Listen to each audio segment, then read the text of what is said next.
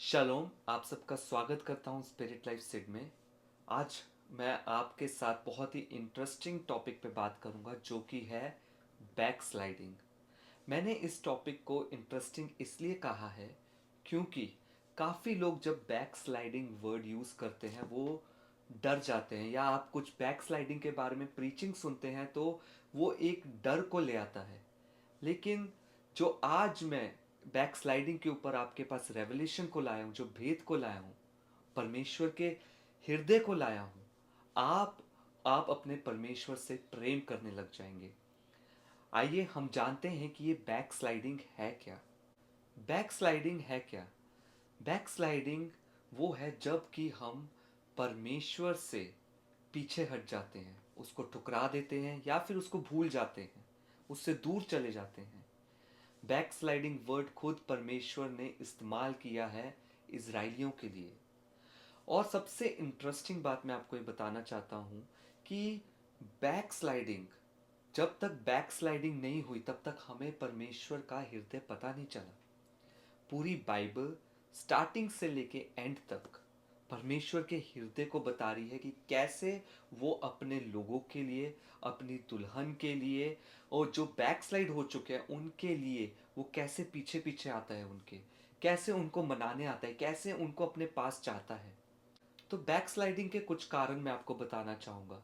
एक कारण ये है कि आप संसार के प्लेजर से भर जाएं, आप संसार से मित्रता करें, संसार की बातों से, और परमेश्वर की बातों से आपका लगाव ना हो। दूसरा मैं बताऊंगा कि आपकी प्रेयर लाइफ, आपकी बाइबल रीडिंग बिल्कुल कम हो जाए, तो वो बैकस्लाइडिंग का एक निशान है। तीसरा आपको बताऊंगा बैकस्लाइडिंग कि आप परमेश्वर के पास आए तो थे, लेकिन आप वापस उन्हीं रास्तों में मुड़ गए। आप वापस आपने वो पुराने पाप चूज किए। और चौथा और सबसे इंपॉर्टेंट बताऊंगा कि परमेश्वर, जब यीशु मसीह खुद बताते हैं कि तेरा पहला सा प्यार नहीं रहा, पहला सा प्यार, ये जरूर है कि आप अभी भी प्यार कर सकते हैं परमेश्वर को, लेकिन परमेश्वर का हृदय क्या है? वो आपसे पहला सा प्यार चाहता है। वो बैकस्लाइडिंग अगर वर्ड देखे तो वो ये देख रहा है कि तेरा पहला सा प्यार कहाँ है। तू उस प्यार से पीछे हट गया। याद कर वो समय जब तू भाग कर आता था, जब तू डेडिकेटेड था, जब तेरा टाइम डेडिकेटेड था मेरे लिए, जब तेरी बातें मेरे लिए होती थी, जब तू चर्च जाने के लिए इतना रेगुलर था, तू एक भी संडे मिस नहीं करता था, और तू हर किसी को मेरे बारे में बताता था। तेरा पहला सा प्यार कहाँ गया? ये सबसे बड़ी वजह है। अगर आप ये देख रहे हैं, याद करें अपने उन दिनों को जब आपने यीशु मसीह को अपनाया था, और कैसे आपने उससे प्यार किया था। एक और आपको कारण बताना चाहूँगा जिसको हम बैकस्लाइडिंग कहते हैं। जैसे इज़राइलियों में हमने देखा पुराने नियम में कि वो कैसे संसार में भी पैर रखा हुआ था, उन्होंने परमेश्वर को भी माना हुआ था, वो बाल को भी पूजते थे और परमेश्वर यहोवा को भी पूजते थे। और परमेश्वर हमारा इस चीज़ से घृणा करता है। इसको और अच्छे शब्दों में बताऊं तो बाइबल हमारे खुदा बाप को जेलस गॉड कहती है, जलन रखने वाला। आप सोचे जो भी मुझे देख रहा है, परमेश्वर आपसे इस समय यही कह रहा है कि वो आपके लिए जलन रखता है, वो जेलस है। बैकस्लाइडिंग ये भी है कि आपने अपना हृदय, जैसे मैंने बताया, संसार को दिया या फिर पाप में गिर गए। लेकिन उतना ये सीमित नहीं है। बैकस्लाइडिंग ये भी है कि आपका हृदय कहाँ है। डेफिनेटली ये हो सकता है कि आपका हृदय आपके बच्चों में हो, आपका हृदय आपके स्पाउस, रिश्तेदारों, दोस्तों में हो। परमेश्वर आपसे जो डिमांड करता है वो आपके पूरे हृदय की डिमांड करता है। इसलिए प्रभु यीशु मसीह ने कहा, अपने पूरे हृदय से मुझे प्यार कर। अगर आप अपने पूरे हृदय से प्यार नहीं कर रहे हैं, इसका मतलब कि आपने जो जो जगह अपने हृदय में परमेश्वर के अलावा किसी और को, किसी वस्तु को भी दी है, किसी चीज को दी है, टेलीविजन शोज को दी है, या किसी रिश्तों को दी है, इसका मतलब वो चीजें आपने आइडल बनाई हुई हैं अपने जीवन में। अब हमने ये जान लिया है कि बैकस्लाइडिंग क्या है और इसके साइन एंड सिम्टम्स क्या हैं। लेकिन अब हम सल्यूशन जानना चाहते हैं कि हाँ, हम बैकस्लाइड तो हो रहे हैं, लेकिन अब हम क्या करें? परमेश्वर हमसे क्या कह रहा है? जर्मिया 3:12, यहोवा की ये वाणी है, हे भटकने वाली इज़राइल, लौट आ, मैं तुझ पर क्रोध की दृष्टि ना करूँगा, क्योंकि यहोवा की ये वाणी है, मैं करुणामय हूँ, मैं सर्वदा क्रोध ना रखूँगा।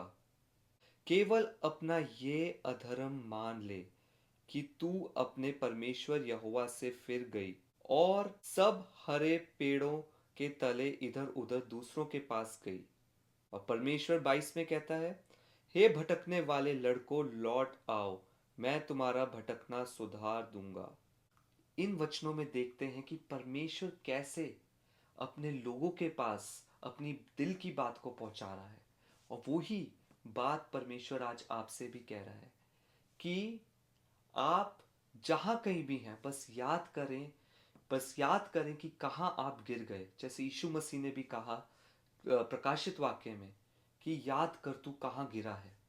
इसका मतलब परमेश्वर, जैसा वचनों में पढ़ा, परमेश्वर कह रहा है कि मेरे पास आओ, अक्नॉलेज करो, परमेश्वर को कहो, हाँ, यहाँ यहाँ मैं गिरा हूँ, इस वजह से गिरा हूँ, लेकिन मैं अब अपना मन फिराता हूँ और मैं तेरे पास आता हूँ।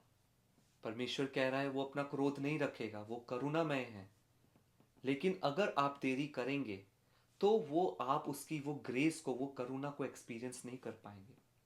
और सबसे अच्छी बात, परमेश्वर ये कह रहा है कि तू मेरे पास आ, उसके बाद तुझे कुछ करने की जरूरत नहीं। तेरी तेरी बैक स्लाइडिंग को, तेरे गिरने को मैं सुधारूंगा।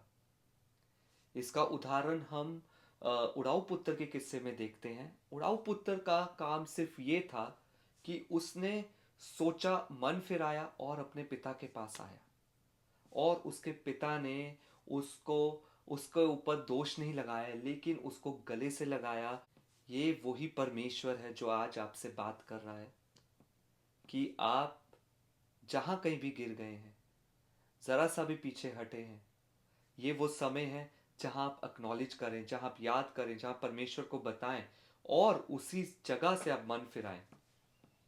आप परमेश्वर की अनोखी करुणा को अपने जीवन में आता हुआ देखेंगे, अपने जीवन में काम करता हुआ देखेंगे, और वही परमेश्वर आपको, आपकी मदद करेगा कि आपको आगे कैसे बढ़ना है, आपको उसके साथ आगे कैसे चलना है।